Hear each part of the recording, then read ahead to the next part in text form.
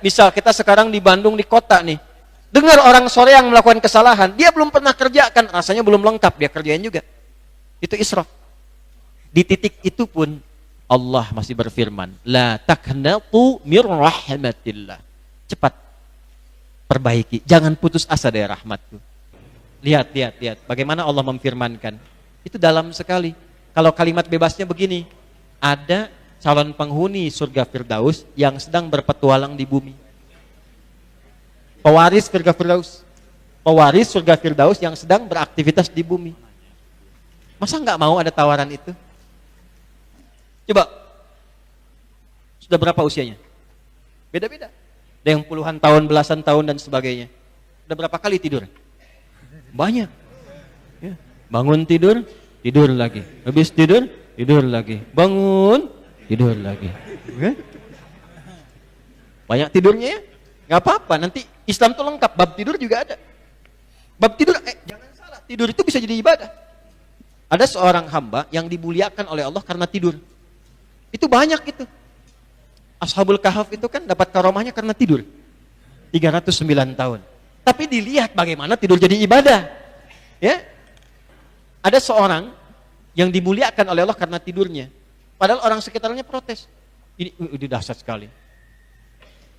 Tetangganya mengadu begini temannya. Kamu ini kerjaan tidur mulu. Tidur. Bangun kok cuma sholat. Ya. Habis itu tidur lagi. Makan, tidur lagi. Apa jawabannya? Ini yang dahsyat, ini yang mahal.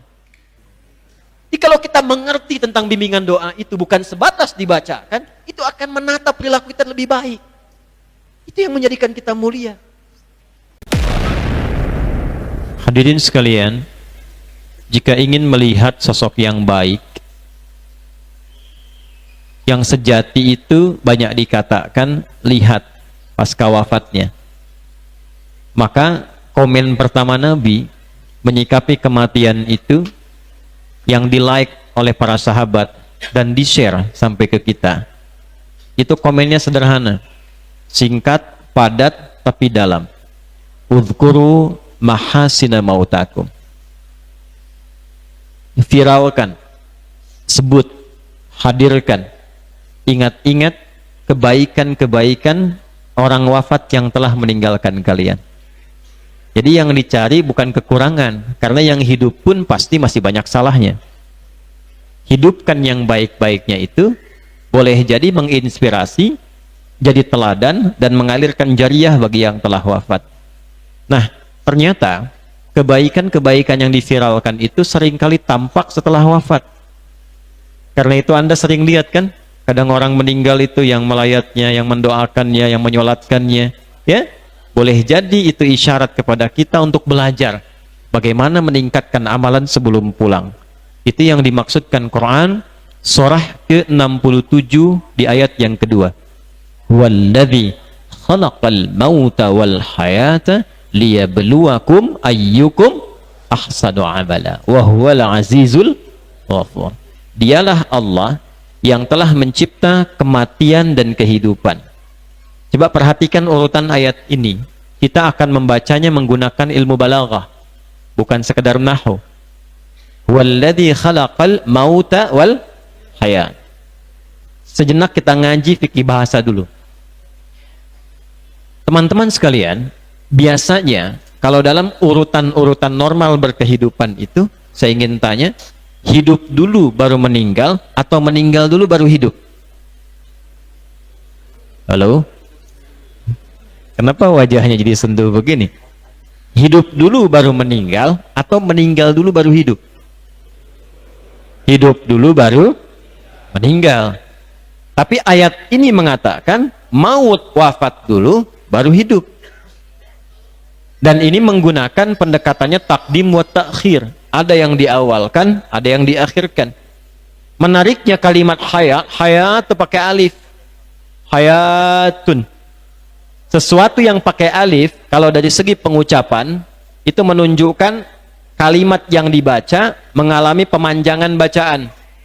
Fataha pendek, fa-nya pakai alif, fatah panjang. Tapi secara hikmah, kalau kita belajar filosofi bahasa nanti fikih lughah, Setiap ada huruf yang mendapati di kalimatnya alif sehingga dibaca panjang, ini menunjukkan kesan yang dibangun ada proses yang panjang. Atau menginginkan waktu yang memanjang. Kenapa hayat diakhirkan dan pakai alif memberi kesan kepada kita? Umumnya setiap manusia itu merasa ingin hidupnya selalu lebih panjang. Hampir tidak ada yang ingin meninggal cepat-cepat. Boleh angkat tangan siapa yang mau meninggal? Tuh. Ya. Boleh angkat tangan siapa yang mau meninggal malam ini? Hampir menginginkan setiap manusia itu punya usia yang panjang. Ya, tapi tidak setiap orang yang menduga masanya panjang berkehidupan. Boleh jadi maut datang lebih cepat dari apa yang Anda duga. Ya, itu makna yang pertama kenapa maut didahulukan, hayat diakhirkan. Ya, karena itu boleh jadi dulu ada waktu Ramadan di tahun-tahun yang lalu ada orang soleh itu Pak, Ibu, teman-teman, itu Masya Allah. Dan saya berjumpa, ini bukan kisah cocok-cocokan, karena saya berjumpa dengan orangnya. Ini orang soleh luar biasa, tinggal di pinggiran Jakarta. Tiba-tiba datang orang Qatar, ingin dibangunkan masjid di situ, dan harus bapak itu yang rawat. Kita akan bingung melihatnya ini. Dari mana Qatar nyampe ke situ? Ya? Dan harus bapak itu yang rawat. Akhirnya amanah dituntaskan, dibangun, jadi bapak itu rawat. Mulai dari yang bukakan, bersihkan, adzan dan sebagainya. Dan Masya Allah, itu pulangnya pun di masjid itu. Lagi puasa Pak, nunggu bukaan tuh.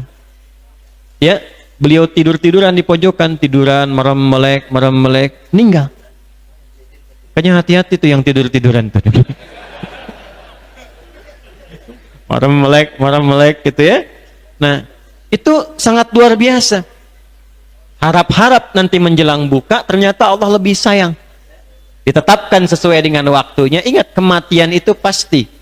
Yang menjadi pembeda itu adalah caranya. Karena itu, nanti ada di antara manusia itu, satu yang memohon sesuatu, mendapatkan persetujuan Allah.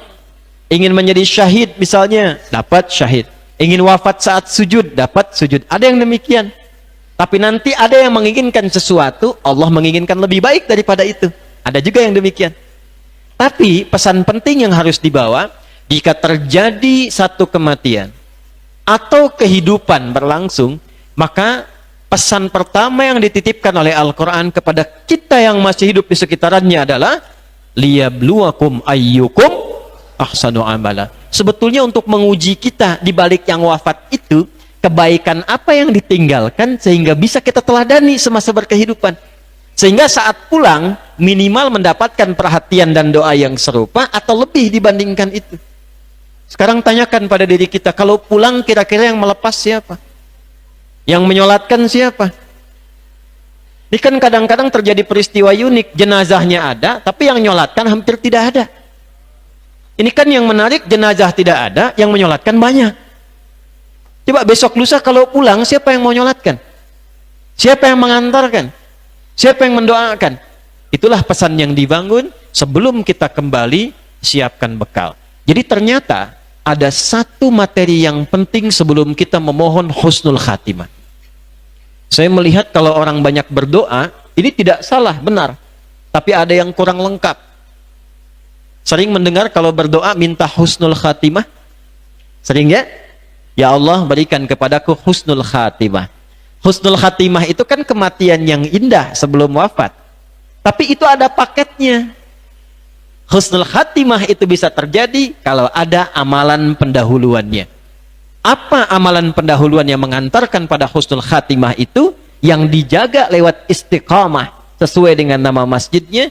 Itu yang coba kita bahas di pertemuan malam hari ini. Amalan yang mengantarkan pada husnul khatimah. Baik. Jadi itu pembukaannya. Sekarang mari kita mulai ta'lim kita. Bismillahirrahmanirrahim. Kita mulai Quran surah ke-89 ayat 27 sampai dengan ayat ke-30. Malam ini kita akan banyak dengan Al-Quran. Surah ke-89 Al-Fajr ayat 27 sampai dengan ayat ke-30. Ya ayyatuhan nafsul mutmainnah. Irji'i ila rabbiki radiyatan maradiyah. Fadkhuli fi ibadi wadkhuli jannati. Masya Allah. Ada 4 kemuliaan yang diberikan pada orang yang akan wafat ini. 1, dari segi panggilannya, ya ayyatuhan nafsul mutmainnah. 1. Yang kedua, dari tampilan sayang Allah kepadanya, irji'i ila rabbiki radiyatan mardiyah. 3, dari segi pengakuan Allah kepadanya, fadkhuli fi ibadi. 4, dari jaminan tempat yang Allah siapkan untuknya, wadkhuli jannati. 4 kemuliaan diberikan pada seorang hamba dan diviralkan sampai kini, dan ditambah dengan 1 amalan menjelang itu. Kita akan turunkan 4 plus 1 amalan yang dimaksudkan. Pertama, yuk kita lihat pelan-pelan. Teman-teman sekalian, nafsul mutmainnah disebut juga dengan jiwa yang tenang. Ini saking tenangnya, nanti digambarkan oleh Nabi Shallallahu Alaihi Wasallam dengan suasana kebahagiaan yang sangat tinggi, nyaman, tak terasa dalam keadaan pulangnya, seperti sehelai rambut yang tipis diambil dari adonan tepung yang lembut, kan? Dan bahkan itu saking tenang dan gembiranya bisa hadir senyuman di wajahnya itu. Masih ingat kisah viral tentang Sayyidah Asiyah rahimahullah, istrinya Fir'aun? Ya, 2 tahun lalu pernah saya sebutkan di beberapa tempat. Sayyidah Asiyah itu meninggalnya dalam ancaman Fir'aun. Fir'aun itu ketika tahu istrinya beriman kepada Musa alaihissalam, ibu angkatnya itu, ya, kepada anak angkatnya beriman yang membawa pendekatan kepada Allah, yang pertama dilakukan apa? Diancam, diikat, disiksa, jadi dieksekusi. Ketika diikat di tiang itu dan siap dieksekusi, nanti di antara kitab yang menunjukkan kisah viral ini, buka kitab namanya Al-Bidayah. Ya, Al-Bidayah wan Nihayah, 21 jilid. Lihat jilid yang kedua tentang kisahnya Musa alaihissalam, dari perjalanan saat beliau mulai dilahirkan sampai ke ujungnya. Itu saat diikat kemudian di tiang itu, maka beliau hanya berdoa. Dan doa ini yang menghasilkan kondisi nafsul mutmainnah. Apa doanya? Diviralkan di Quran. Rabbi bnili baitan indaka fil jannah wa najjini min fir'auna wa amalihi. Ya Allah, aku nggak minta banyak. Dengan keyakinan kuat yang aku pilih saat ini di hadapan ancaman Fir'aun, mohon ya Allah anugerahkan kepadaku tempat pulang istana terbaik di surga. Dan selamatkan aku dari keburukan siksa Fir'aun ini, sehingga dengan keselamatan itu menjadi tanda bagi orang-orang yang hadir untuk beriman. Itu di akhir sakaratul mautnya pun masih bisa beramal soleh. Ada orang-orang yang saat wafatnya pun masih bisa menginspirasi orang untuk berbuat baik. Kan kadang kita temukannya, orang meninggal dunia, kisahnya viral, diikuti. Itu dalam meninggalnya pun masih bisa berbagi. Maka apa yang terjadi? Ditampakkan oleh Allah tempat pulang di surganya. Komen pertama Fir'aun ketika melihat itu terjadi, ini perempuan katanya, mau disiksa kok senyum. Jadi Fir'aun melihat dengan mata kepalanya, Asiyah melihat dengan mata batinnya. Tuh, kaget kan? Betul. Begitu ditampakkan keadaannya, senyum beliau. Dikomen oleh Fir'aun, di perempuan mau disiksa kok senyum. Maka diwafatkan oleh Allah Subhanahu wa ta'ala dalam keadaan tersenyum sebelum Fir'aun menyiksanya. Saking tingginya kesenangannya, saking dahsyatnya. Saya menjelaskan nafsul mutmainnah, nanti kita simpan dulu. Saya ingin cerita tentang keadaan bagaimana kalau mendapatkan nafsul mutmainnah itu, maka cara pulangnya begitu indah. Ada senyum, ngajar, meninggal. Senyum, baca Quran, meninggal. Di Bogor itu ada salah satu kolega kita juga di MUI, seorang tokoh mengajar. Jamaahnya bertanya, Ustadz, apakah kalau meninggal bisa berjumpa dengan Rasulullah SAW? Beliau jawab, bisa. Saking rindunya dengan Nabi bertanya. Begitu selesai bertanya, meninggal. Dan meninggalnya itu sangat mulia gitu. Itu orang-orang yang mendapatkan status nafsul mutmainnah, cara wafatnya itu sangat luar biasa. Dan peluang mendapatkan itu dibuka oleh Allah bagi setiap hamba yang memang menginginkan status itu. Karena itu dipanggilnya pakai ya. Disebutkan 361 kali dalam Al-Quran. Ya, ada 14 dalam bahasa Arab huruf untuk memanggil. A untuk yang dekat, aya, ya, wa, banyak. Tapi di Quran yang disebutkan hanya ya, karena ya mewakili semua jenis unsur panggilan. Nah, dalam bahasa Arab kalau dipanggil pakai ya, itu semua terpanggil. Mau yang dekat, yang menengah, yang jauh, atau mau minta bantuan, cukup pakai ya, semua dapat. Makanya kalau ada jemaah haji nanti berangkat, ada kesulitan panggil, ya, nengok semua tuh. Ini, jadi seakan memberikan kesan bahwa fokus baik-baik, kesempatan mendapatkan nafsul mutmainnah itu oleh Allah diberikan terbuka pada setiap hamba. Jadi jangan Anda menyimpulkan yang husnul khatimah, nafsul mutmainnah itu ustadz saja, kiai saja. Tidak, Anda pebisnis, insinyur, dosen, apapun itu, sepanjang memenuhi kualifikasinya bisa dapat ini. Ini panggilannya pakai ya. Hei setiap hamba yang merasa jauh dariku cepat mendekat, yang menengah cepat lekat, yang sudah merasa dekat tingkatkan kebaikan-kebaikan, dapatkan ini. Saking pentingnya pakai ayatuha, ini haknya tanbih, ayatunya munada untuk taukid, ayatu menegaskan, haknya mengingatkan. Jadi kalau kita ingin turunkan kalimat penjelasnya, tafsirnya begini: hei jiwa-jiwa yang tenang, yang mendapatkan status nafsul mutmainnah, ingat ya, tanamkan ya, aku tekankan kata Allah, ketika engkau mendapati itu semua, irji'i ila rabbiki, statusnya radiyatan mardiyah. Yang mahal tuh yang ini Pak, yang kedua ini mahal sekali. Ketika seseorang mendapatkan nafsul mutmainnah, maka Allah langsung memberikan penegasan, semua yang dia kerjakan Allah ridhai, ya. Dan apa yang Allah janjikan kepadanya pun dia akan ridha dengan itu. Jadi di sini ada dua ridha, ridha Allah kepada hamba, ridha hamba kepada Allah. Allah ridha dengan amalnya. Jadi setiap orang yang wafat dalam keadaan nafsul mutmainnah itu tanda Allah ridha dengan kehidupan dan amalnya. Yang sholat banyak, tapi apakah setiap sholat yang dilakukan Allah ridha dengan sholat itu? Belum tentu. Karena ada orang sholat tapi dikecam oleh Quran, ada. Fawailul lil musallin. Tapi jangan berhenti sampai situ, nanti nggak pada sholat. Ya. Untuk apa saya sholat? Kan dikecam kalau sholat dalam Quran. Itu potong-potong ayat namanya. Ya. Halo? Lanjutkan. Fawailul lil musallin. Alladzina hum an salatihim sahun. Alladzina hum yura'un. Dia sholat, tapi sholatnya hanya untuk mencitrakan diri, hanya untuk riya, hanya untuk dilihat oleh manusia, hanya untuk kepentingan dunia. Betul sholat, tapi belum tentu sholat yang mendapatkan ridha Allah subhanahu wa ta'ala. Infak, ya, misal sedang kajian ada kotak infak, ya, misal itu bukan mobil-mobilan tuh dorong-dorong, bukan, itu kotak infak, misal, ya. Apakah setiap yang infak diridhai Allah? Pahalanya memang banyak infak itu. Betul lah, pahalanya itu berkali-kali lipat, bahkan di beberapa kasus itu bisa lebih banyak berkali lipat dibandingkan dengan sholat. Tapi apakah setiap yang infak itu mendapatkan kemuliaan yang dijanjikan? Belum tentu. Karena ada infak yang bermasalah.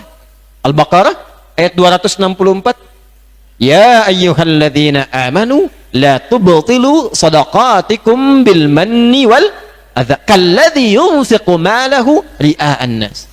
Ada orang yang baru infak dianggap gugur oleh Allah, Pak, Bu. Ada yang baru infak dianggap gugur. Padahal mungkin nominal yang diberikan cukup tinggi.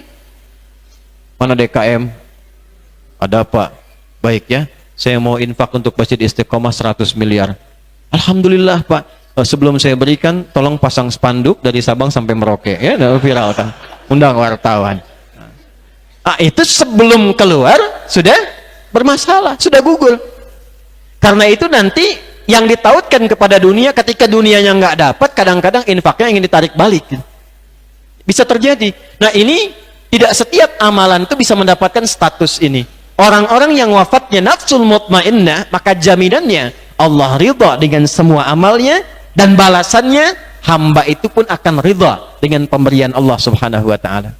Siapa di antara hamba-hamba yang diridhai itu, maka dipanggil oleh Allah dengan kalimat fadkhuli fi ibadi. Ibad itu dibagi dua di Quran. Awas, ibad dibagi berapa? Dua bagian. Satu, disebut ibad itu ada hamba Allah yang memang soleh, terlihat soleh dalam keadaan dunianya, soleh. Biasanya diberi nama dengan ibadur rahman, hamba-hamba Allah yang maha penyayang. Viral di surat Al-Furqan itu ya, wa ibadur rahmanil ladzina yamshuna 'alal ardi hauna wa idza khatabahumul jahiluna qalu salama. Kelihatan rajin salatnya, rajin zikirnya, jarang mengerjakan perbuatan yang tidak bermanfaat, fokus pada kebaikan, amalan sosialnya tinggi. Itu orang soleh. Tapi ingat, ada yang kedua, jangan salah, hati-hati. Ada golongan yang kedua, yang kadang-kadang manusia memandangnya itu tidak ideal. Kalau yang pertama orang soleh, yang kedua orang salah. Yang pertama soleh, yang kedua salah. Ternyata orang salah pun itu dipanggil ibad oleh Allah, dan disamakan panggilannya dengan yang soleh. Ketika yang salah ini berusaha memperbaiki kesalahannya untuk berubah menjadi soleh, ini ternyata ketika ada pelaku maksiat tergerak untuk bertobat, prosesnya itu dinilai tinggi oleh Allah. Karena itu sering saya katakan, Allah itu sangat mencintai pelaku maksiat yang mau bertobat dibandingkan orang soleh yang tidak pernah merasa salah. Bikin status ya. Itu. Ini nilainya tinggi dan disebutnya ibad. Diviralkan di Quran surah 39. Ya. Ayat 53. Awas. Jadi kesempatan nafsul mutmainnah, husnul khatimah, bukan hanya didapatkan oleh orang-orang yang terbiasa soleh. Mungkin ada orang yang sedang tobat, meninggal, dapat nafsul mutmainnah. Bisa jadi. Dan sebaliknya, orang yang tampak kelihatan soleh, itu wafatnya bisa terjadi kalau dia tidak mempertahankan kesolehannya dengan baik, bisa wafat dalam keadaan yang salah. Ya, qul ya ibadiyatu ala anfusihim. Ya Muhammad SAW, viralkan, katakan kepada hamba-hambaku, qul ya ibadi, hai hamba-hambaku. Hamba yang mana itu? Yang telah berlumur dosa. Israf itu melebihi batas kewajaran. Biasanya kalau ada pernikahan, ada prasmanan ya. Baik, prasmanan itu berapa kali makannya? Yang wajar kan sekali. Kalau 10 kali ngantri, itu israf namanya. Ya, keluar, masuk lagi, ganti baju, balik lagi gitu kan. Ayo mahasiswanya. Itu israf namanya. Nah, ada orang yang israfnya itu dengan dosa. Bahkan ada pada sampai titik kalau nggak ngerjain dosa seperti yang di sana, kayaknya belum lengkap salahnya. Mata udah biasa dosa, lisan sudah terbiasa, telinga udah nggak keukur.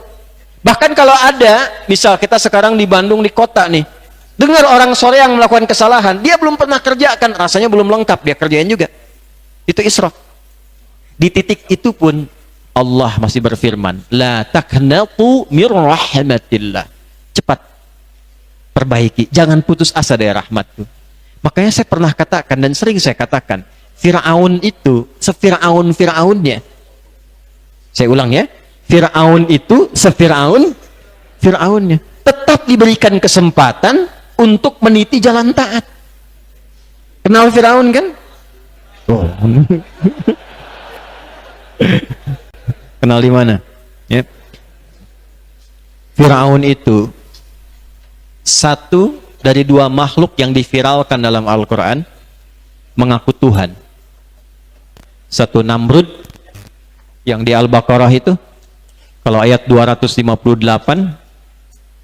itu Namrud dengan Nabi Ibrahim berdialog, dia mengaku Tuhan. Tapi alhamdulillah, Namrud baru sifat, qala ana uhyi wa umit, saya pun bisa menghidupkan, bisa mematikan. Kalau Fir'aun langsung mengatakan saya Tuhan. Ana rabbukumul a'la. Saya Tuhan kalian yang paling hebat. Fir'aun ngaku Tuhan. Manusia sekarang paling banter ngaku nabi lah. Ya kan? Ada yang malaikat pernah terjadi ya. Tapi nggak sampai ke level Tuhan. Saya tuh kadang-kadang heran ya. Sebenarnya nabi itu kasih rumus yang singkat, padat, berisi. Itu mahal, singkat, padat, berisi. Kata nabi itu, la nabiyya ba'di. Tidak ada nabi setelah saya. Kalimat itu tidak berdiri sendiri. Maksudnya apa? Ada kesan yang disampaikan nabi, sepeninggal saya akan ada orang-orang ngaku nabi. Kalau ada yang ngaku, cukup katakan la. Itu aja. Nggak ada nabi setelah saya.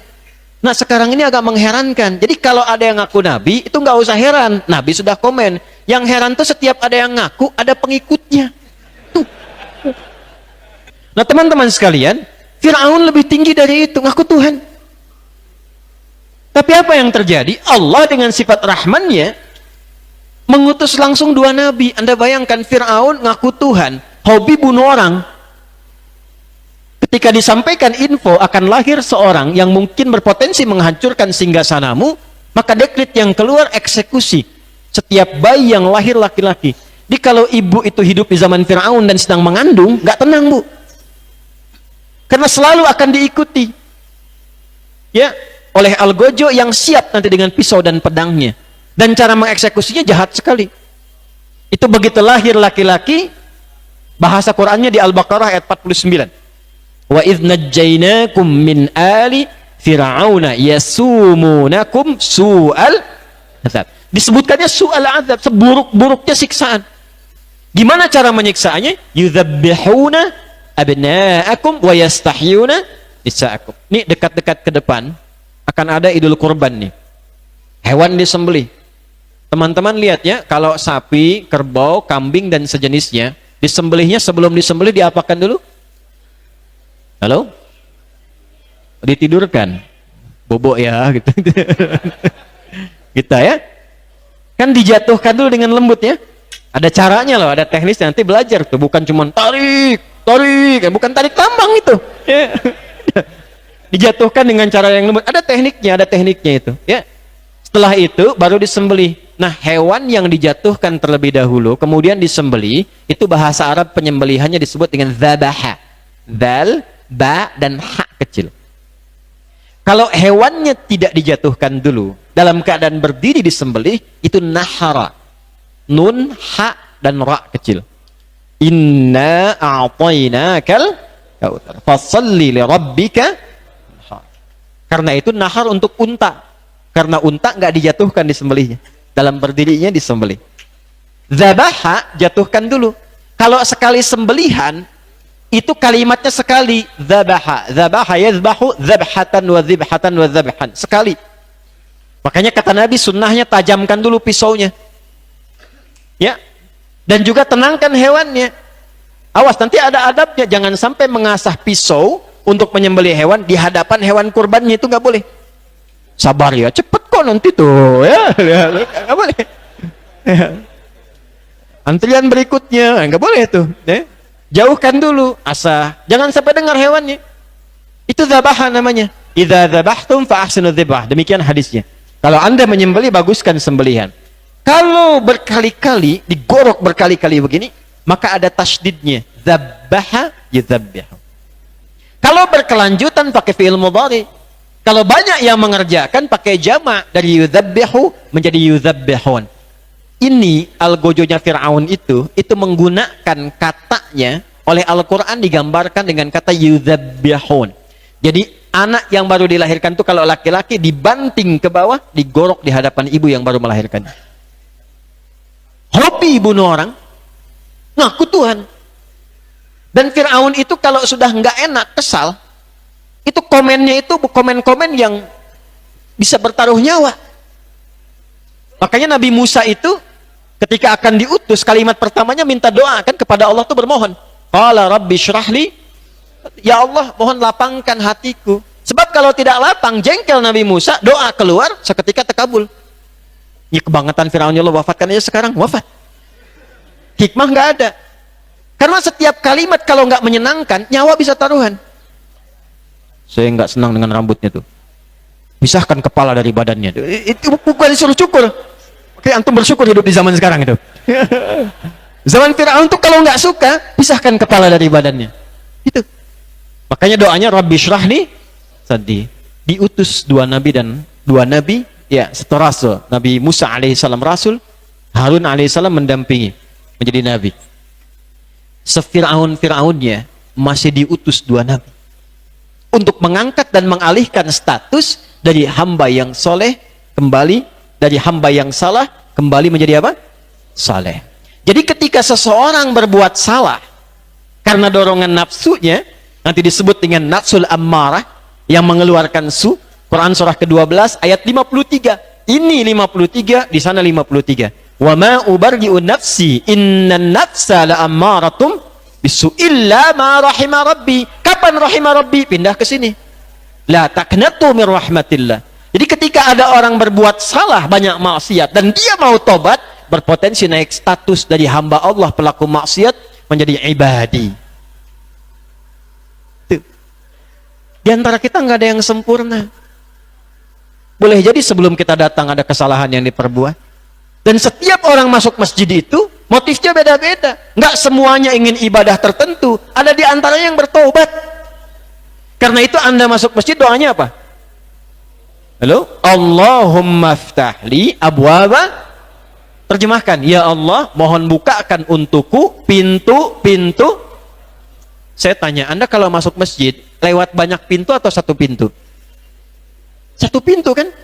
Nggak mungkin Anda masuk dari situ keluar lagi, masuk dari situ keluar lagi. Itu enggak. Satu pintu kan? Masuknya satu pintu, tapi doanya minta banyak pintu. Abwab itu jamak dari kata bab. Allahumma ftahli abwaba rahmati. Allah tuh balik tanya, mau rahmat yang mana? Ada rahmat terkait dengan ampunan ini. Ada rahmat terkait dengan solusi dari persoalan. Al-Baqarah ayat 157. Ada rahmat terkait dengan pengabulan doa. Jadi ada orang-orang yang datang ke masjid ketika sholat, motifnya bisa beda-beda. Allah Maha tahu. Ada yang punya persoalan, ingin minta solusi, sujud dia berdoa. Allah tahu itu. Karena itu harus selaras antara masuk dengan amalan harus sama. Belajar fikihnya. Masjid itu tempat istimewa. Harus tahu fikihnya. Jangan sampai sudah masuk, gak dapat keistimewaannya. Rencanakan dari sebelum masuk, hajat apa yang diinginkan. Bagaimana cara menyampaikannya? Itu semua terukur di Islam itu. Ada di antara mereka yang ketika masuk, ada yang ingin taubat. Kan kisahnya viral tuh di masa Nabi SAW. Ada seorang berbuat maksiat, datang kepada Nabi minta dihukum. Ini datang kepada Nabi minta dihukum. Itu keutamaan orang-orang dulu. Tiba-tiba ketika Nabi akan komen, tiba waktu sholat. Bilal iqamah. Diajak sholat dulu. Begitu sholat, turunlah Quran surah ke-11 Hud. Ayat ke-114 itu. Aqimis sholata tarafain nahar wa zulatan minal lail innal hasanati yudhibnas sayyiat. Begitu selesai sholat, orang ini kembali menyapa Nabi mengatakan, ya Rasulullah, saya berbuat maksiat, hukum saya. Apa jawab Nabi? Barusan dalam sholat turun ayat, Allah sudah mengampuni dosamu dan menerima taubatmu. Jadi ada golongan-golongan yang ketika diwafatkan oleh Allah, ternyata menurut manusia itu tuh pelaku maksiat. Makanya jangan sembarangan hukumi orang. Doakan oleh kita. Alih-alih kita mencela, lebih baik kita berdoa. Arahkan dengan cara yang lembut. Tunjukkan jalan yang benar. Minimal, maaf, mengurangi hisab kita di hadapan Allah. Kalau ada tetangga belum mau ke masjid, jangan dicela. Apalagi dibikin status. Punya tetangga kayak betul ya, mobil ada, motor ada, sepeda ada, ke masjid yang belum ada, tetangga masa gitu. Lalu apa yang Anda katakan di hadapan Allah ketika dihisab? Hei, saya itu tempatkan kamu bertetangga dengan dia supaya kamu ngajak dia. Minimal kamu doakan, bukan kamu buatkan status. Anda mau jawab apa? Coba kalau saya tanya begini, ada orang tinggal samping masjid, jarak cuma 5 meter, mobil ada, motor ada, sepeda banyak, ya? Speaker masjid bahkan begini ke rumah dia tuh. Nah. Misal, ya, tapi belum mau ke masjid. Muslim, nggak mau ke masjid. Apa hukumnya? Hukum tetangga masjid, Muslim nggak mau ke masjid, apa hukumnya? Tuh kan? Tuh. Hah? Hukumnya ajak dia ke masjid. Ajak. Kadang-kadang fikih dakwah itu harus didahulukan dibandingkan dengan fikih terapan hukum. Karena kadang dakwah mengantarkan kepada rahmat. Ketika rahmat turun, ibadah meningkat. Makanya kalau tinggal di komplek, nggak banyak yang ke masjid, praktekkan fikih dakwah, jangan hukum dulu. Ini orang-orang nggak ke masjid terancam terbakar loh rumahnya. Terbakar, hati-hati. Awas tuh ya. Awas, kalau nggak paham tuh jangan diikuti tuh. Ya, Anda sholat. Kalau memang nggak ada orang, beli buah. Besok habis subuh, ya Sabtu, datangi rumahnya satu-satu. Assalamualaikum Pak Haji. Alhamdulillah. Ti mantan ti masjid Pak. ya buah. Nah ya buah. Di Kenten teh Bapak udur kayak di masjid. Ya buah. Roaming nggak? Ya. Kok bawa buah tumben? Tadi saya ke masjid nggak lihat Bapak. Saya kira Bapak sakit. Saya bawakan buah. Itu yakin saya. Zuhur ke masjid. Yakin saya. Gitu aja dulu. Ya. Kadang-kadang fikih dakwah itu tinggi. Dan itu lintas keyakinan. Dengan non-muslim. Kan banyak hadis-hadisnya. Jika Anda memasak makanan, baunya sampai ke tetangga, awas, yang punya warteg, rumah makan. Mahasiswa gunakan ini sebagai dalil yang paling efektif ya. Hadis Nabi. Jika Anda masak makanan, baunya sampai ke tetangga, maka bagilah ia walaupun hanya kuahnya. Ya? Nah, tolong baca dengan benar. Jangan lihat terjemahan. Anda masak opor ayam, Anda makan ayamnya, kuahnya Anda bagi. Lalu tetangga bilang, kok cuman kuahnya? Hadis Nabi. Itu Anda yang salah paham. Ya, Anda yang salah paham. Walaupun hanya masak kuah, itu Nabi sudah prediksi. Sekarang kan banyak bumbu kan? Bumbu macam-macam. Mungkin yang dimasak kan tempe, singkong. Tapi bumbu opor ada kan? Supaya tidak salah persepsi, tunjukkan kalau itu singkong. Ya, tapi apakah hadis yang mengatakan kalau tetangga itu Muslim saja? Tidak. Mungkin Anda punya tetangga Kristen, Hindu, Buddha. Dalam konteks kehidupan bermasyarakat, Islam itu indah. Bagi. Sakit tengok. Kesulitan bantu. Makanan masak kirimkan. Ketok pintunya. Pagi Bu, pagi Pak, gitu. Aduh bawa apa itu? Ini ada makanan. Baik sekali. Bukan baik. Ini Quran yang mengajarkan untuk berbagi. Terima. Itu indah. Diperkenalkan dengan akhlak. Besoknya kan dia kembalikan pancinya, kan dia ketok Assalamualaikum. Udah bisa Assalamualaikum tuh. Ya kan? Coba deh. Bu Haji gitu kan. Ini begitu dibuka, oh iya, panci ya. Bukan, cuma mau nanya, apakah hari ini Quran memerintahkan berbagi lagi? Apa-apa. Nah ini, jadi kadang-kadang orang itu menjadi soleh. Dia ingin mencari jalan. Mungkin doa-doa yang kita panjatkan dalam tahajud itu yang menyentuh jiwanya. Tahu kan kisah Umar bin Khattab ketika beliau berubah menjadi saleh? Itu kan doa. Doa Nabi kan memohon kepada Allah untuk melembutkan hatinya. Ketika hati lembut, itu cuma dengar 2 huruf bergetar jiwanya. Toha. Dari keras itu jadi lembut. Kok bisa orang sekarang udah Yasin 1 surat gak lembut-lembut? Cara bacanya yang diperbaiki. Toha, lembut hati. Kembali. Itu yang mungkin kita harus hidupkan kekinian. Itu yang menjadikan kehidupan tentram, nyaman, enak. Orang seperti itu pulangnya pun nyaman. Surga itu terlalu luas untuk kita sendirian. Sepanjang berkehidupan, tampilkan kemuliaan, kebaikan. Boleh jadi ketika seseorang berubah menjadi saleh, karena doa Anda, itu setiap dia berbuat yang baik, mengalir pahalanya untuk Anda. Gak cukup dengan amin, kerjakan dulu. Setelah itu apa yang terjadi? Kalau dia berubah dari yang salah kemudian taubat, yang soleh istiqamah, maka Allah kemudian firmankan, wadkhuli jannati, masuk ke dalam surgaku. Pertanyaannya surga yang mana? Karena pintu surga ada 8. Surga yang mana yang ditempati oleh orang-orang yang nafsul mutmainnah itu? Untuk menjawab ini semua, kita butuh yang kelima. Karena semua yang terkait dengan ini, jannahnya, ibadnya, amalan yang diridhoinya, nafsul mutmainnahnya akan kembali kepada satu ayat utama ketika hidupnya. Itu yang menjadikan ia mendapatkan bagian pancaran saat wafatnya. Makanya Al-Imam Al-Ghazali pernah memberikan satu pernyataan yang sangat indah. Orang tidur itu bagaimana keadaan bangunnya. Dan saat bangun dari tidur, itu biasanya akan terpengaruh dari keadaan tidurnya. Anda kalau beraktivitas begini, tidur, boleh jadi bermimpi bertemu saya. Bisa jadi. Atau bertemu teman di samping yang snacknya sempat terambil. Bisa. Bisa jadi. Karena kesan terbawa dalam mimpi itu saat mulai bangunnya. Nah sama, seseorang yang meninggal pun akan terpengaruh dalam keadaan kuburnya dengan amalan hidupnya. Apa yang dikerjakan sekarang, itu yang dibawa ke alam kubur. Dan suasana alam kubur itu yang menjadikan pancaran akhiratnya. Jadi kalau di kuburnya itu baik mendapatkannya, itu tanda saat bangunnya pun akan mendapatkan kebaikan. Karena dari itu, untuk mendapatkan fadkhuli fi ibadi wadkhuli jannati radiyatan mardiyah, nafsul mutmainnah akan kembali ke masa hidupnya. Maka ayat yang harus ditampilkan di sini Quran surah ke-16. Ayat 97. Wakallah. Ini poinnya. Masih ingat tadi hidup bahasa Arabnya apa? Bahasa Qurannya? Walladzi khalaqal mauta wal hayat.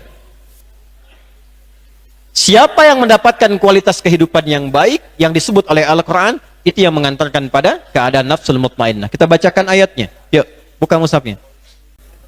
Man amila salihah. Ada ayatnya? Quran surah An-Nahl ayat 97. A'udzubillahi minasyaitonirrajim. Bismillahirrahmanirrahim. Man amila salihah. Ada? Dzakarin aw untha wa huwa mu'minun falanuhyiyannahu hayatan thayyibah. Di sini dulu saya berhenti. Disebut oleh Al-Quran hayatan thayyibah. Karena nanti ujung ayatnya hayatan thayyibah ini akan mengantarkan kepada husnul khatimah dan kemuliaan akhirat. Man amila salihah. Man ismun mausulun yadullu 'ala al-fardiyatil 'amiyah. Paham? Tidak.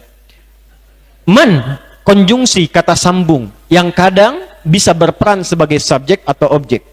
Bentuknya bentuk tunggal, personal, tapi maknanya umum. Secara singkat artinya kalau ada man, itu tawarannya untuk semua, tapi sifatnya personal.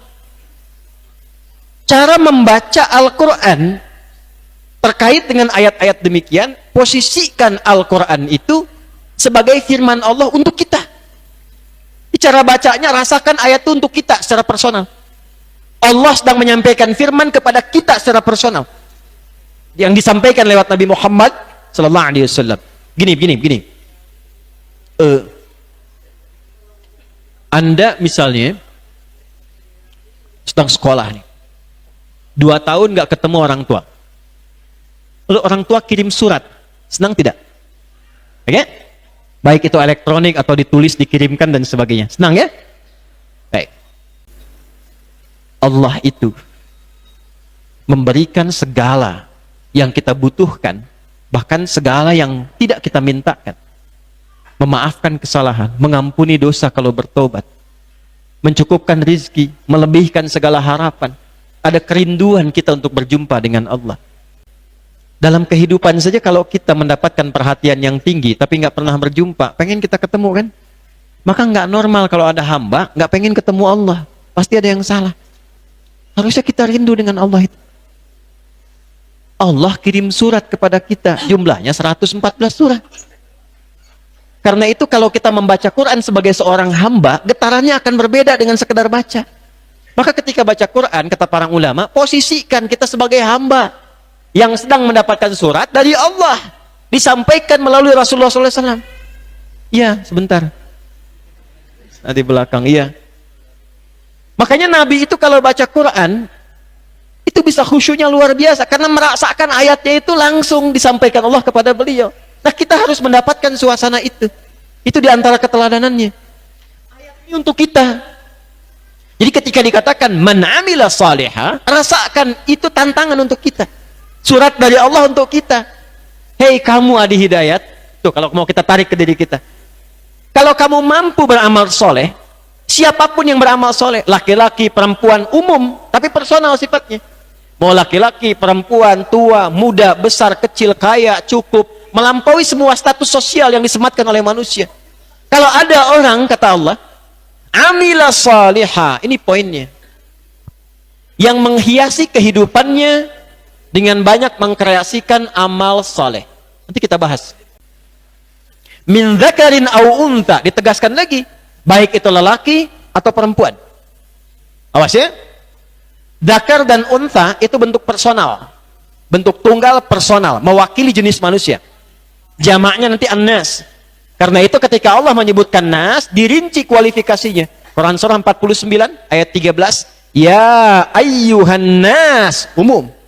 Siapa nas itu? Inna khalaqnakum min dzakari wa untha. Jenis manusia kata Allah ada dua. Kalau bukan laki-laki, perempuan. Di laki-laki dan perempuan. Manusia cuma ada dua. Kalau bukan laki-laki, perempuan. Tidak ada yang ketiga. Makanya contoh pertama manusia ketika diciptakan, manusia pertama Adam dan Hawa, bukan Adam dan Hendra. Ya. Jadi kalau Nia saja. Ya, kalau Kurniadi saja. Siapa nama? Nia, Pak. Nama? Nia, Pak. Nama lengkap? Kurniadi. Nggak usah aneh-aneh. Ya, dan kita doakan supaya kembali dalam kebaikan. Dzakar wa untha, mau laki-laki mau perempuan, ini berlaku umum. Jadi ternyata untuk mendapatkan hayat thayyibah, nafsul mutmainnah, semua punya kesempatan yang serupa. Dan Allah nggak nyebutkan status di situ. Untuk yang ustadz aja, nggak ada. Untuk yang kiai saja tidak. Semua terbuka. Yang apa? Wa huwa mu'minun. Pertama, man amila salihah min dzakarin wa untha wa huwa mu'min, di syarat pertamanya. Awas, hati-hati, lihat kalimatnya. Falanuhyiyannahu hayatan thayyibah. Maka jika ia banyak mengkreasikan perbuatannya sebagai amal soleh yang disupport oleh imannya, maka kami jamin, kata Allah, dengan keagunganku aku akan tuntun kehidupannya mengarah kepada hayatan thayyibah. Ini hidup yang paling ideal. Jadi kalau Anda ingin melihat, mengetahui hidup yang ideal menurut Allah di muka bumi ini, di bahasa Qur'annya disebut hayatan thayyibah. Kehidupan yang terbaik menurut Allah. Dan kehidupan terbaik ini yang mengantarkan kepada nafsul mutmainnah yang disebut dengan husnul khatimah. Jadi kalau pengen husnul khatimah, harus hayatan thayyibah. Ini satu paket. Nggak mungkin husnul khatimah kalau tidak hayatan thayyibah. Tidak mungkin nafsul mutmainnah kalau tidak ada amal salihat. Maka ini pembukanya. Ini kalau sudah hayatan thayyibah, komentar dari para ahli tafsir itu semua dimudahkan. Ibnu Abbas radhiyallahu taala anhuma ketika mengomentari ini, apa yang beliau sampaikan? Bahkan urusan rizki pun Allah bimbing untuk mendapatkan rizki yang paling berkah. Jadi nafsul mutmainnah dengan rangkaian kemuliaan yang menunjukkan pada husnul khatimah dimulai dengan hayatan thayyibah yang pondasinya amal saleh. Amal itu ada 3. Ulang. Amal ada berapa? 3. 1, amalnya netral sifatnya. Disebut amal saja. Perbuatan saja. Tidak masuk soleh, tidak masuk salah. Jadi amal perbuatan biasa. Ya, amal perbuatan biasa. Makan, minum, itu setiap perbuatan bahasa Arabnya amal. Setiap pekerjaan perbuatan kita. Makan perbuatan bukan? Ya, minum pekerjaan, bekerja, belajar, sepanjang kita bergerak itu amal namanya. Dari ujung kepala sampai ujung kaki itu amal. Anda yang kuliah itu amal. Anda yang di rumah tangga itu amal. Ya. Alhamdulillah. Status amal itu bisa netral di sini. Bisa berubah yang kedua. Disebut dengan su, amal sayyiat atau amal su. Ketika menyimpang dari nilai-nilai kemuliaan yang telah Allah tetapkan. Contoh. Apa fungsinya lisan? Ulang. Apa fungsinya lisan, mulut? Bukan. Tuh kan? Ternyata fungsi lisan itu bukan untuk bicara. Jangan salah. Selama ini infonya kurang tepat. Lisan itu bukan untuk bicara. Lisan itu untuk bicara yang baik-baik. Betul kan? Betul. Ya ayyuhalladzina amanu la yasraqu min qaum man kana yu'minu billahi wal yawmil akhir falyakul khairan aw liyasmut. Siapa yang merasa beriman kepada Allah, yakin dengan hisab di hari kiamat, katakan yang baik-baik. Katakan yang mulia, tak mampu diam. Ya. Kalau tak bisa katakan cinta, katakan yang mulia, katakan yang baik. Bukan katakan celah, katakan putus, katakan ini, katakan itu, tidak. Halo? Yang baik. Jadi fungsi lisan itu untuk bicara yang baik. Itu netral umum. Makanya jangankan insan beriman, yang belum beriman pun kalau berkata yang baik, hatinya pasti menolak. Pasti menolak. Apa fungsi mata? Oh, sudah benar kan? Karena itu ketika melihat yang tidak baik, hati pasti menolak. Anda buka handphone, mau lihat tayangan, judulnya memang taklim, tapi iklannya, iklan maksiat. Hati Anda pasti protes kan? Gak benar tuh, istighfar. Anda langsung istighfar, astagfirullah. Tapi mata tetap begini.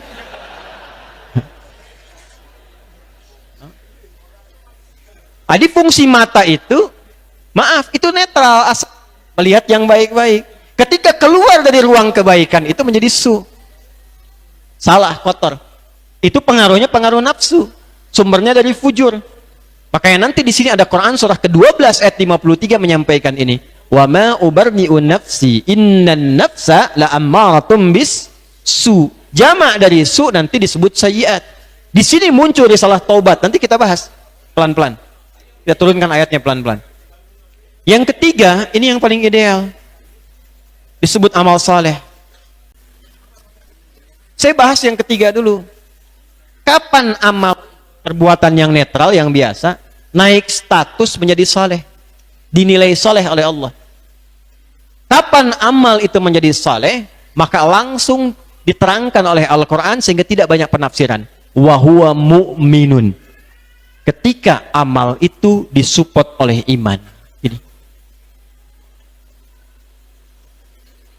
Iman yang mensupport amal, maka iman itu akan seketika merubah perbuatan yang dikerjakan menjadi soleh dalam penilaian Allah subhanahu wa ta'ala. Yuk kita detilkan. Buka Quran surah ke-49 ayat 14. Saya ingin bedakan antara muslim dengan mukmin. Pelan-pelan. Kisahnya dulu ya. Ada beberapa orang Arab Baduy datang kepada Nabi Sallallahu Alaihi Wasallam dari padang pasir, datang kepada Nabi. Arab Baduy itu bahasa Arabnya Arab. Ada Arab, ada Arab, itu beda. Kalau Arab itu orang Arab kota. Ya, ana min Arab, misalnya Arab kota. Arab itu dari padang pasir. Karakternya beda. Qalatil a'rabu amanna. Ada segelintir orang Arab Baduy mengatakan kepada Nabi, kami telah beriman, kami mukmin. Maka turun jawaban langsung dari Allah. Qul, katakan Muhammad pada mereka, lam tu'minu. Kalian belum beriman yang sejati. Belum naik status jadi mukmin. Walakin qulu aslamna. Tapi cukup katakan, kami baru masuk Islam. Karena syarat pertama masuk Islam itu mengucapkan kalimat iman. Kalimat iman diucapkan di lisan. Asyhadu an la ilaha wa asyhadu anna Muhammadan. Nah, itu kalimat iman namanya. Kalimat itu mesti sampai ke dalam hati. Kalau cuma di lisan, nggak sampai ke dalam jiwa, nggak sampai ke dalam hati, nanti tidak akan jadi bimbingan untuk berperilaku. Walamma yadkhulul imanu fi qulubikum. Imannya belum sampai ke hati. Karena belum sampai ke hati, maka pergerakan tubuh itu belum ada pengaruh dari iman. Jadi kalau kalimat itu diucapkan sampai ke dalam hati, ke jiwa kita, nanti ada pancaran ke seluruh anggota tubuh yang membimbing tubuh kita untuk bersikap. Bimbingan dari iman itulah yang menjadikan amal dari tubuh kita menjadi saleh. Kalau cuma kemudian di lisan diucapkan nggak sampai ke sini, nggak bisa teruji. Dari mana taunya kita kalau iman itu sudah sampai ke dalam hati? Maka diujilah oleh Allah dengan apa yang disebut dengan ibadah. Karena itu konsepsi ibadah pada asalnya, pada dasarnya, itu diperintahkan oleh Allah untuk mengkonfirmasi keberadaan iman dalam jiwa kita. Makanya ketika diminta kita menunaikan ibadah, itu merespon bagian tubuh kita. Contoh, ibadah yang paling pokok setelah iman itu sholat. Yang pertama kali disandingkan dengan iman. Al-Baqarah ayat 3. Alladzina yu'minuna bil ghaib wa yuqimunas shalah. Ketika kita akan menunaikan sholat, kan diawali dengan panggilan. Apa panggilannya? Adzan kan? Adzan ya? 5 kali dalam sehari kan? Coba lihat. Fokus baik-baik. Allahu Akbar, Allahu Akbar. Jujur katakan pada diri kita masing-masing. Ketika mendengar suara itu, ada getaran nggak di hati? Ada kan ya? Nah, kalau belum sampai ke dalam jiwa, apalagi belum mengucapkan di lisannya, mungkin biasa saja mendengar adzan. Allahu Akbar, Allahu Akbar. Ya biasa saja seperti mendengar yang lain. Kalau ada yang demikian dan dia memang belum beriman, karena belum ada iman.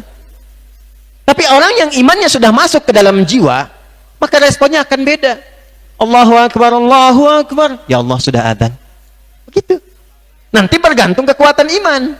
Ketika imannya kuat, langsung ingat Allah. Itu yang disebut di Quran surah 8 ayat kedua. Innamal mu'minuna alladzina idza dzukirallahu wajilat qulubuhum. Kalau disebutkan nama Allah, ada getaran dalam hatinya. Getaran kan macam-macam. Kan? Ada getaran cinta, getaran khawatir. Ya, khawatir kan kalau di jalan tol tiba-tiba ada polisi sedang berjaga, kan ada getaran tertentu yang menjadikan hati terombang-ambing, ya kan? Ada getaran cinta, ada getaran taat. Wajilat qulubuhum, ada getaran dalam jiwanya. Dikonfirmasi, hati-hati tuh. Ya, mengaku muslim, tapi ketika adzan gak ada getaran, itu mesti takut tuh, hati-hati. Ya, karena konfirmasi iman itu pertama lewat ibadah. Semakin tinggi imannya, bahkan sebelum dipanggil udah siap-siap. Ini jam 9 kurang seperempat. Dia sudah nunggu besok subuh. Padahal subuh belum tiba waktunya. Ada yang begitu. Dan dahsyatnya, ketinggalan ibadah sunnah pun bisa gelisah. Itu menunjukkan semakin tinggi imannya. Allahu Akbar, Allahu Akbar. Sudah azan nih. La ilaha illallah. Baru azan, belum qomat. Masih ada imannya. Hanya statusnya tidak setinggi yang pertama tadi. Allahu Akbar, Allahu Akbar. Kecilin toanya. Huh? Nah. Tapi muslim. Oh, ada masalah dalam imannya. Jelas? Maka dibantu supaya masalahnya tuntas, bukan dihujat. Dibantu supaya masalahnya tuntas, dijelaskan dengan cara yang baik. Balik ke sini. Maka dari itu, ketika kita menemukan ibadah-ibadah, sejatinya ibadah itu untuk mengonfirmasi iman, sehingga merubah status amal itu menjadi soleh. Itulah yang menjadikan setiap menemukan kata iman dalam Al-Quran seringkali disamakan dengan amal soleh, baik dengan kalimatnya amal soleh, atau jama' amilus solehat, atau detil amalan-amalan rinciannya. Contoh, wal asr, surah 103, innal insana lafi illa alladhina amanu wa amilus salih wa basyiril ladzina amanu wa amilus salihat. Jadi kapan kita mendapatkan amal itu menjadi soleh? Kalau dikonfirmasi oleh iman. Apa itu iman? Singkatnya, meyakini dan menjadikan seluruh amal itu tertuju kepada Allah Subhanahu wa ta'ala. Karena itu nama lain dari iman adalah tauhid. Iman, nama lainnya tauhid. Nama lain dari tauhid adalah akidah. Nama lain dari iman apa? Nama lain tauhid apa? Akidah. Iman adalah puncak keyakinannya. Tauhid pembuktiannya, mengarahkan semua yang itu tertuju kepada yang ahad. Tauhid itu karakter sifat dari kata wahada yuwahidu tauhidan. Wahada itu mengarahkan kepada yang ahad. Siapa yang ahad itu? Allah. Dari mana taunya? Qul huwallahu. Mengarahkan kepada yang ahad disebut tauhid. Keyakinan yang dibangun untuk mengarahkan kepada yang ahad disebut dengan iman. Mengikat itu dalam jiwa supaya tidak lepas disebut dengan akidah. Itu gambarannya. Karena itu ketika Anda mengerjakan segala hal dan ditujukan semua perbuatan itu untuk mendapatkan ridha Allah, maka naik status setiap pekerjaannya menjadi soleh. Dan bersyukurnya kita kepada Allah, dengan syariat Rasulullah SAW, Allah menginginkan setiap perbuatan kita dari bangun tidur sampai tidur lagi itu menjadi amal soleh. Makanya kalau ada waktu yang terbuang dari aktivitas kita tidak menjadi amal soleh, berpotensi rugi. Berpotensi rugi. Karena itu hanya di dalam Islam kita syukuri ini, yang semua perbuatan dari bangun tidur sampai tidur lagi itu ada bimbingannya sehingga menjadi ibadah dan bernilai amal soleh. Kalau nggak percaya, silahkan cek. Sesuatu yang menjadikan, bimbingan yang menjadikan perbuatan menjadi amal soleh, sifatnya ibadah, biasanya dibuka dengan doa. Karena itu salat itu nama lainnya doa. Di kitab fikih as-salatu hiyad doa. Isinya doa semua. Dan doa itu pembuka awal yang menjadikan setiap amal jadi soleh. Sekarang silahkan cek. Semua perbuatan kita dari bangun tidur sampai tidur lagi, itu pasti ada doanya. Di doa itu satu perannya, mengubah aktivitas menjadi soleh, jadi ibadah. Yang kedua, memberikan bimbingan di balik makna doa itu. Itu ada maknanya. Saya tanya pada Anda, kalau bangun tidur ada doanya enggak? Ada. Nah, doa yang dibaca itu menjadikan, baru bangun aja udah amal soleh. Coba, sudah berapa usianya? Beda-beda. Ada yang puluhan tahun, belasan tahun dan sebagainya. Udah berapa kali tidur? Banyak. Ya. Bangun tidur, tidur lagi. Habis tidur, tidur lagi. Bangun, tidur lagi. Ya. Banyak tidurnya ya? Gak apa-apa, nanti Islam tuh lengkap. Bab tidur juga ada. Bab tidur, jangan salah. Tidur itu bisa jadi ibadah. Ada seorang hamba yang dimuliakan oleh Allah karena tidur. Ya, itu banyak itu. Ashabul Kahf itu kan dapat karomahnya karena tidur 309 tahun. Tapi dilihat bagaimana tidur jadi ibadah. Ya, itu ada turunannya. Ada seorang yang dimuliakan oleh Allah karena tidurnya, padahal orang sekitarnya protes. Ini dahsyat sekali. Tetangganya mengadu begini temannya, kamu ini kerjaan tidur mulu, tidur, bangun kok cuma sholat. Ya, habis itu tidur lagi, makan tidur lagi. Apa jawabannya? Ini yang dahsyatnya yang mahal. Saya itu tidur untuk menghindari maksiat. Jawabannya, saya tidur untuk menghindari maksiat. Jadi saya bangun secukupnya saja untuk mengerjakan apa yang harus saya lakukan. Selesai itu, saya tidur. Wah, itu ilmunya mahal sekali itu. Tapi nggak sembarang dipraktekkan. Mahasiswa tidur di kelas kan? Dosen tanya, kenapa tidur? Menghindari maksiat, Pak. Bisa. Balik sini. Bangun tidur tidak ada doanya. Doa itu yang mengkreasikan, bangun langsung jadi amal soleh. Dan ketika jadi amal soleh, dapat pahala. Perbuatan baik yang berubah jadi amal soleh, yang punya potensi pahala, berubah nama nanti. Dari ibadah, jadi amal soleh, jadi hasanah namanya. Setiap ada perbuatan dibuka dengan doa, jadi amal soleh, bernilai hasanah, poinnya 10. Poin itu poin akhiratnya, bukan dunianya. Nanti ditampakkan saat sakaratul maut. Akan ditampakkan hasilnya. Ya kalau pengen cepat lihat, ya silahkan. Ya. Sesuai waktunya, sesuai ajalnya ketika tiba. Kedua, di alam kubur. Ketiga, nanti hakul yakin. Ilmal yakin disampaikan sekarang. Ainal yakin dilihat saat sakaratul maut dan di alam kubur. Hakul yakin dialami saat di akhirat. Jelas ya? Jadi ada ilmal yakin, ainal yakin, hakul yakin. Nah, isi doa itu membimbing kita bagaimana beraktivitas yang baik, cara bangun yang benar. Contoh begini, saya tanya dulu ya, doa bangun tidur gimana bacaannya? Alhamdulillahilladzi ahyana ba'dama amatana wa ilaihin. Tahu dari mana? Baik. Ada dua hadis terkait ini. Satu caranya, yang kedua doanya. Hadis pertama caranya di Abu Daud. Sunan Abu Daud nomor hadis 1367. Riwayatnya dari seorang anak kecil yang pada saat itu numpang tidur di rumah kerabat beliau, di rumah Sayyidah Maimunah, karena saking cintanya dengan Nabi ingin numpang menginap di situ melihat kebiasaan malam Nabi. Secara singkat ketika bangun malam Nabi, beliau pun melihat. Kata Ibnu Abbas radhiyallahu taala anhuma, kana an-nabiyyu sallallahu alaihi wasallam atau kama qala idza staiqadha min naumihi fajalasa. Nabi itu kalau bangun dari tidurnya duduk sejenak. Ya. nggak langsung beraktivitas, duduk dulu. Famasaha biyadihi min athari naumi, lalu menghilangkan dengan tangannya yang diduga bersih. Karena nanti ada hadis lain, kalau Anda tidur bangun cepat cuci tangan, karena Anda tidak tahu tangan itu berkelana kemana saat tidur, ya kan? Di saat bangun cuci tangan, ada hadisnya ya? Nah, Nabi mengusap nanti bagian matanya, wajahnya, di matanya itu menghilangkan bekas kantuknya dengan tangan, bagian tangannya yang bersih. Famasaha biyadihi min athari naumi. Jadi belum doa dulu, nggak langsung bangun tidur, alhamdulillah ahyana, tidak. Duduk dulu, lalu hilangkan bekas kantuk supaya sadar. Jadi baca doa itu dalam keadaan sadar, bukan dalam keadaan tidak sadar. Jangan baca alhamdulillahilladzi ahyana setengah 3 ba'da ma amatana jam 4. Kan ada ya bahasa Rusianya kan nundutan gitu kan, begini itu. Tiba-tiba selang 1 jam ba'da ma amatana kan, wa ilaihin nusyur jam 7 ya. Sadar dulu. Dalam bab sholat juga nanti begitu. Awas, hati-hati, nanti saya nggak mau lompat, nanti saya terangkan ketika masuk ke situ. Nah, jadi ketika sudah nyaman, sudah tenang, baru baca doa.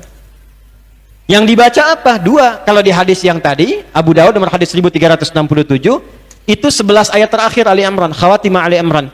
Dari inna fi khalqis samawati wal ardi wa ikhtilafil laili wan nahari la ayatil liulil albab, sampai ayat 200-nya. Baru setelah itu membacakan hadis riwayat dari Jundub bin Junadah dan Mu'adz bin Jabal radhiyallahu taala anhuma yang viral di Al-Bukhari itu. Apa yang dibaca? Alhamdulillahilladzi ahyana ba'dama amatana wa ilaihin.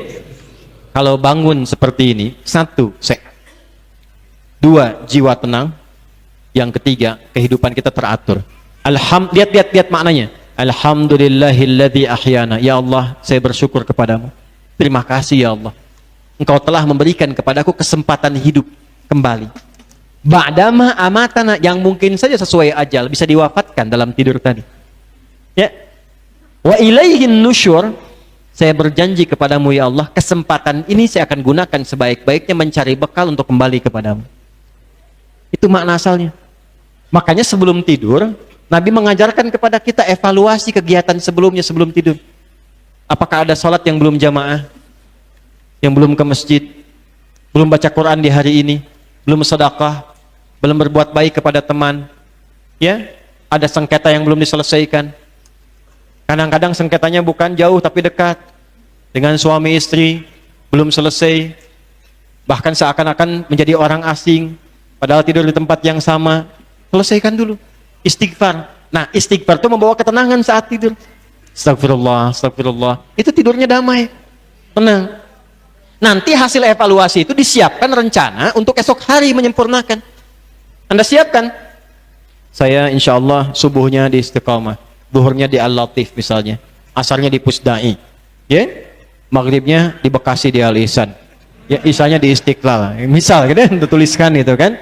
Pekan depan di Mekah Jumatan, misal, gitu kan, tulisin.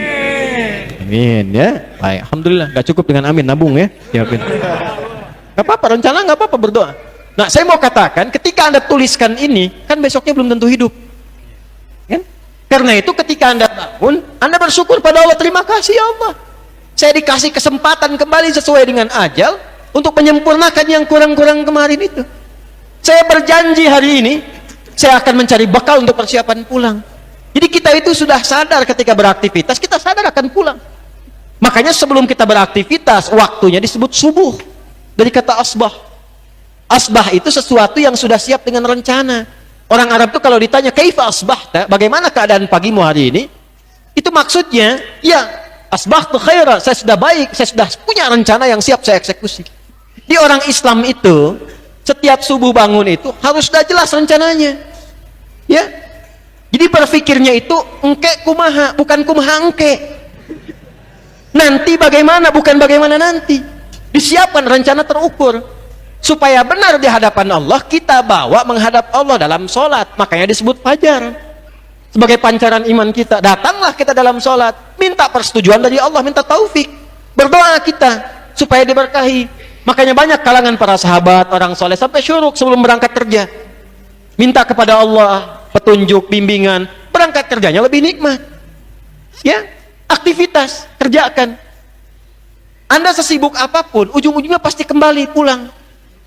Kesibukan yang kita kerjakan Dari kata asya, pencariannya disebut dengan ma'isyah. Kalau hilang kesibukan itu pindah harakat dari fathah jadi kasrah, isya. Kasrah itu kalau belajar bahasa Arab di fikih lughah itu menunjukkan satu, harakat yang lembut. Yang kedua menunjukkan kata yang pecah, kasrah zujaj, kasanya pecah. Jadi rendah, turun. Ya, makanya suara perempuan itu rata-rata menggunakan kasrah karena lembut. Ya, lebih kecil suaranya. Anta laki-laki, perempuan anti.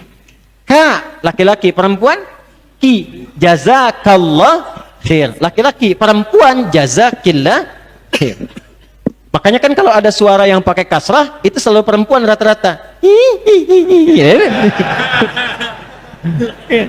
Nah, keluar malam-malam dari sini. Udah itikaf jam 2 mau pulang dulu.